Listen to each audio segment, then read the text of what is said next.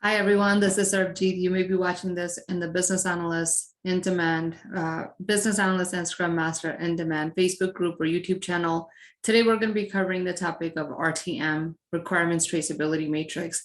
This is a question that has come up many times as in my YouTube channel, as well as my Facebook group, in terms of what is an RTM, how is it used, and how is it beneficial.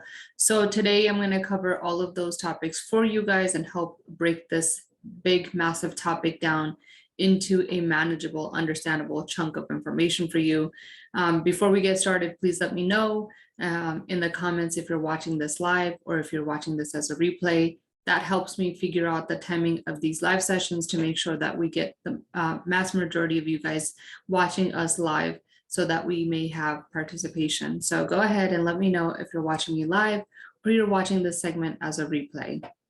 So with that said, as I mentioned a little bit earlier, in the business analyst and even sometimes Scrum Masters have to use an RTM on their projects. And generally, an RTM is the Requirements Traceability Matrix. And there's a number of reasons why we rely heavily on the RTM within our projects. And I'll go into those details here in a little bit shortly. So generally, I'll give you some background on the RTM. RTM is used generally in the waterfall scenario. It's used generally in the waterfall scenario. It is used after we have sign off on the requirements or BRD, FRD, whatever you have, where you're gathering requirements. Once you have business sign off on those requirements is when we establish an RTM. And the goal of an RTM is to take the requirements that we have sign off, which is a baseline of our project, right? Once we have sign off on the requirements, we take those requirements and we put them in the RTM. The goal, the overarching goal for an RTM is to make sure that everything that we have from our approved requirements, right? Our stakeholders have signed off on this, right? To say that we're going to deliver, let's just say 55 requirements in our project. So we take those 55 requirements, we put them in our RTM, and throughout the life cycle of the project, we continue to map the original requirements to our production checkout in the RTM. So the goal is to follow your requirements. And you have to understand, in the waterfall scenario, still, even till today, we document a lot of our requirements using Word and Excel. And sometimes when you're managing or tracking requirements using Word and Excel, there's a quite bit of a possibility of forgetting to deliver or forgetting some of the requirements that need to be built out. Okay, so what I'm going to do now is I'm going to show you an example of an RTM and show you the different components that go into an RTM to make it complete and useful, with the caveat that there may be some scenarios, even in the agile environment, where we may be using an RTM.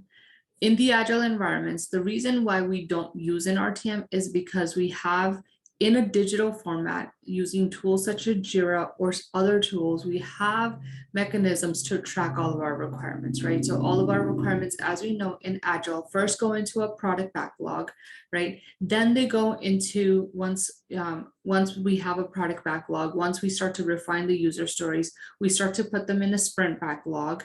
From the sprint backlog, we identify in progress, complete, done, right? And once those are done, we have an output of everything at some point that was in the product backlog to completion. So we have a digital copy. There may be some scenarios, even in Agile, that you may need to do an RTM, but that's very far in a few. Majority of the time, 99.9% of the time, we see an RTM in the waterfall scenario. And as I mentioned a little bit earlier, we have an RTM in the waterfall scenario because lots of requirements are still being managed using Word and Excel, tools like Word and Excel. Okay, let me know, let me pause there and see if there's any questions. If there aren't any, I will continue moving on and showing you what an RTM looks like. Okay, while I wait for that, let me start to share my screen. Let me pull this up.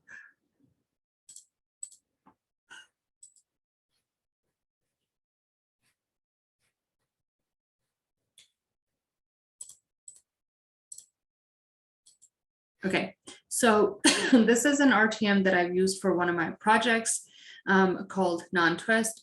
So this is an RTM, and here are the components of an RTM. So first we have, so when we write requirements in a BRD, we have generally different ID numbers or numberings to make sure that we number our requirements sequentially based on the area or functionality that we're talking about, right? So each of your requirements in a BRD or an FRD should have unique identifiers, which goes into this column right here. Then we identify in the RTM the type of requirement, functional or non-functional. Then we have a requirements description, right? High level, what is this requirement about? And then we copy and paste the detailed requirement that we may have in our requirements document. And then the next column, and again, this is a template that I've created for my project. There are many different templates out there, so you guys have to figure out and identify a template that's going to work for you in your organization. Oftentimes your organization will have templates that they want you to use, but in the event that they don't have one, the most common information that you need in RTM is your requirements ID that you copy from your BRD or FRD, your high level detail, and then the rest of the scenarios in which you're going to trace the requirements. So you'll have the requirements design document reference, your technical specification reference, your test cases, and then identify whether QA has tested the requirements or not, right? And then also indicate pass or fail, UAT, whether it was pass or fail, implemented, and then the production checkout. So generally, as I mentioned a little bit earlier, the goal of an RTM is to track the requirement from the origination, which was signed off, to then completion, which is generally done at the production checkout level. Again, I said that your RTM may look different. There's many organizations that have different templates. Your organization may have one. In the absence, if your organization does not have one, there are key areas that you need to absolutely have in your RTM, and I will try to go ahead and highlight this. And what I'll do is I will create a template of this. Not that I don't want, no, I don't want yellow. What color should I have? I want green, maybe. So green will identify, I'll make this into a template and send it to you, add it to our Facebook group or in the comments of the areas that you need to definitely have in your RTM. Okay, so this one, this one, this one.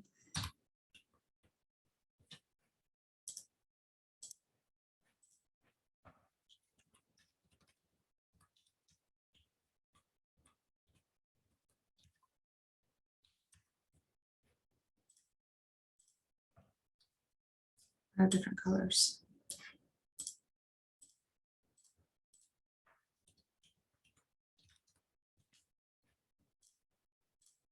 Okay, so here now what I've done is I've highlighted some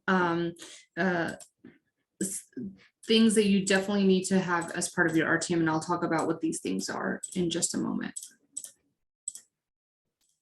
Okay, and I will create this as a template and send it to you or include it in the comments area for you.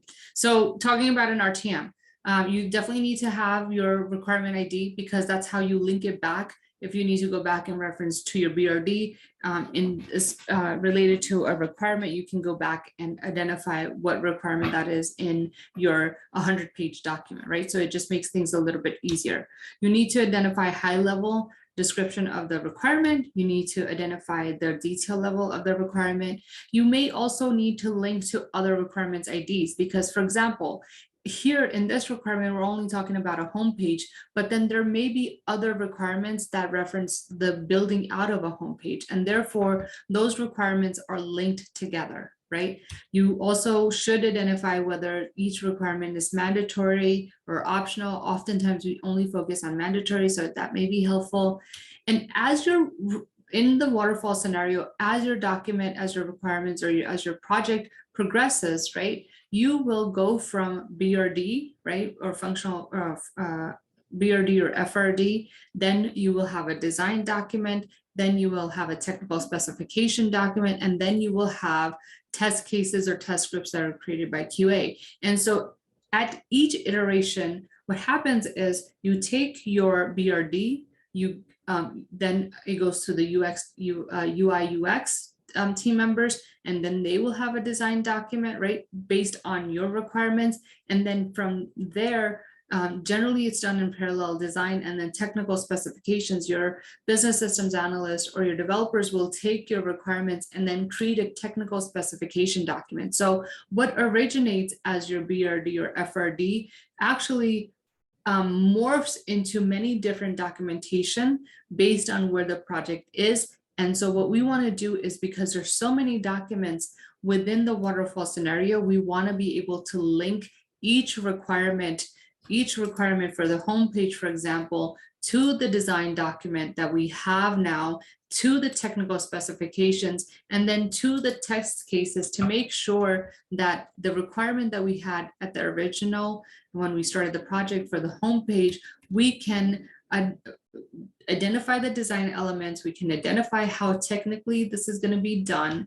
And then when it comes to testing, identify how are we going to be able to test that this homepage that we are building out is meeting the requirements that our stakeholders wanted us to meet. Okay, so once we have our test cases, then we identify whether this particular, and you may have many, many more test cases for one particular requirement. And it's often possible that you will have many, many, many test cases for one requirement. So you will list all of those here. You will identify if QA tested this requirement and whether it's passed or failed. And then you will also indicate if UAT tested and if UAT passed or failed. And then you will also indicate if this particular requirement was implemented with the release, and then also if a production checkout has happened, right? Again, there's a lot of moving parts when we work on waterfall waterfall scenario.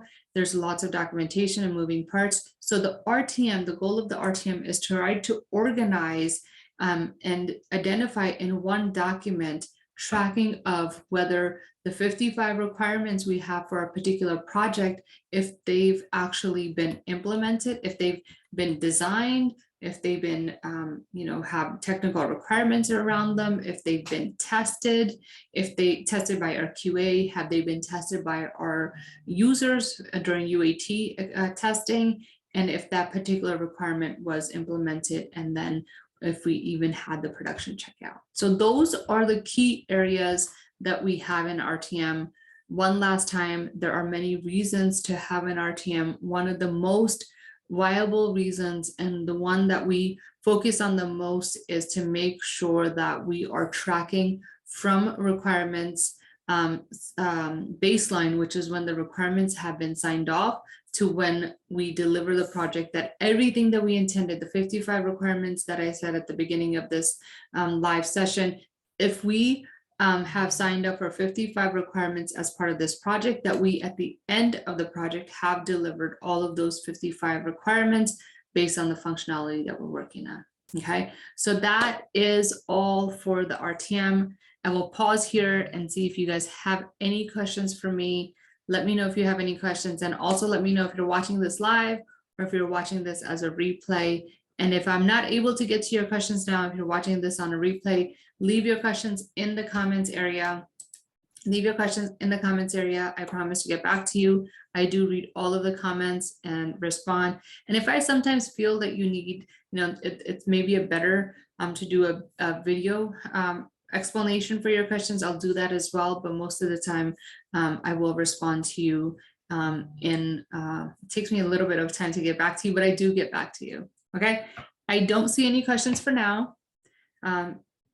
So I guess that's it. I will post more training topics. All of my training topics come from the questions that you may have either on Facebook or my YouTube channel. So keep posting questions, keep posting comments, and I will create for the next few weeks our training modules or agenda for the upcoming weeks to come. Okay, with that said, thank you everyone, and hope you have a great rest of your weekend. I'll see you again next weekend. This is Sarabjit signing off. Hope you guys have a great rest of your weekend.